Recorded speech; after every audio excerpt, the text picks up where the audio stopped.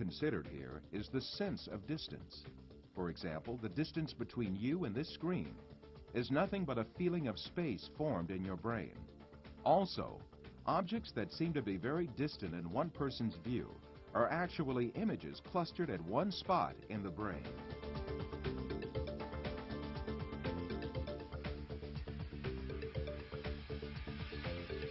For instance, someone who watches the stars in the sky assumes that they are millions of light years away from him.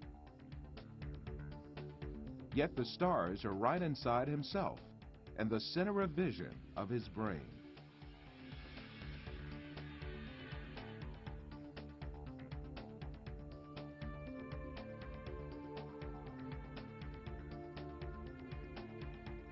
While you watch this film, you are, in truth, not inside the room you assume yourself to be in. On the contrary, the room is inside you. Your seeing your body makes you think that you are inside of it. However, you must remember that your body, too, is an image formed inside your brain.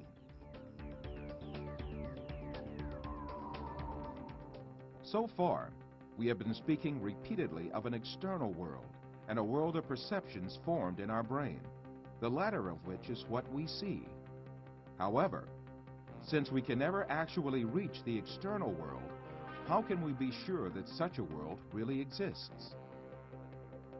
Definitely we cannot. The only reality we cope with is the world of perceptions we live within our minds.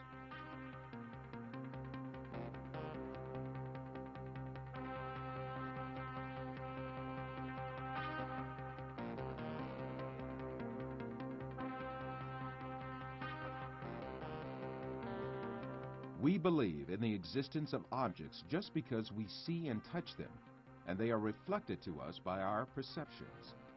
However, our perceptions are only ideas in our mind. Thus, objects we captivate by perceptions are nothing but ideas, and these ideas are essentially in nowhere but our mind. Since all these exist only in the mind, then it means that we are beguiled by deceptions when we imagine the universe and things to have an existence outside the mind.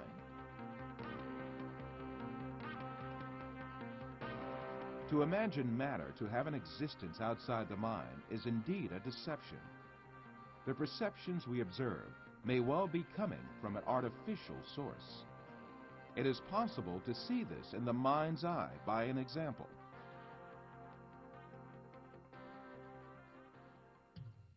First, let us suppose that we could take our brain out of our body and keep it alive in a glass jar. Let us put a computer in which all kinds of information can be recorded.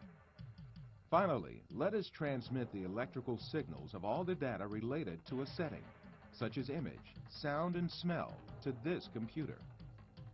Let us connect this computer to the sensory centers in our brain with electrodes and send the pre-recorded data to our brain. As our brain perceives these signals, it will see and live the setting correlated with these. From this computer, we can send to our brain also signals pertaining to our own image. For instance, we can send to our brain the electrical correlates of such senses as sight, hearing, and touch that we perceive while we sit at a desk. In that state, our brain would think itself as a businessman sitting in his office. This imaginary world would continue as long as the stimulations keep coming from the computer. We would never realize that we only consist of a brain. It is indeed very easy for us to be deceived into believing perceptions without any material correlates to be real. This is just what happens in our dreams.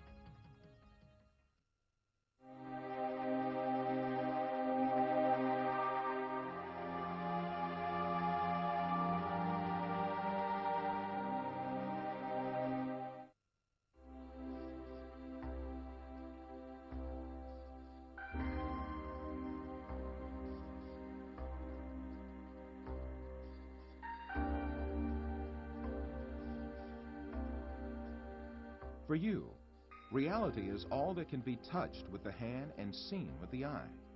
In your dreams, You can also touch with your hand and see with your eye.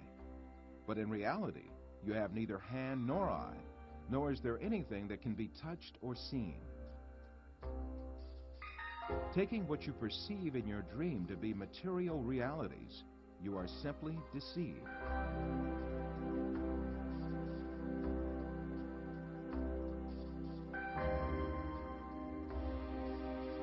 For example, a person deeply asleep in his bed may see himself in an entirely different world in his dream.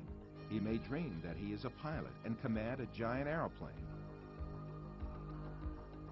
and even spend a great effort to command the plane. In fact, this person has not taken even one step away from his bed. In his dreams, he may visit different settings and meet with friends, have a chat with them, eat and drink together. It is only when the person awakes from his dream that he realizes all were only perceptions.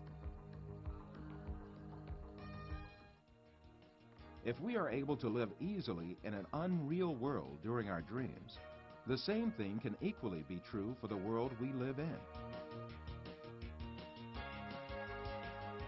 When we wake up from a dream, there is no logical reason for not thinking that we have entered a longer dream that we call real life. The reason we consider our dream to be fancy and the world as real is nothing but a product of our habits and prejudices.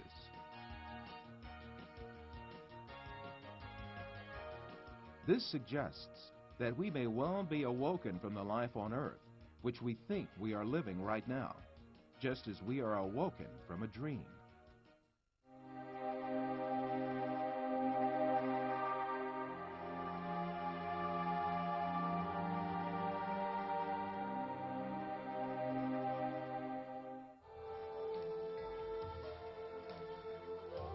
After all these physical facts arises the question of primary importance.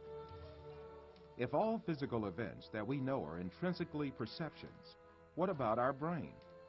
Since our brain is a matter just like our arms, legs, or any other object, it also must be a perception just like all other objects. An example will illuminate the subject further. Let us think that we extend the nerves reaching our brain and put it outside our head, where we can see it with our eyes. In this case, we would be able to see also our brain and touch it with our fingers. This way, we can understand that our brain is also nothing but a perception formed by the senses of vision and touch. Then, what is the will that sees, hears, and perceives all other senses if it is not the brain? Who is it that sees, hears, touches, and perceives the taste and smell? Who is this being that thinks, reasons, has feelings, and moreover that says, I am me?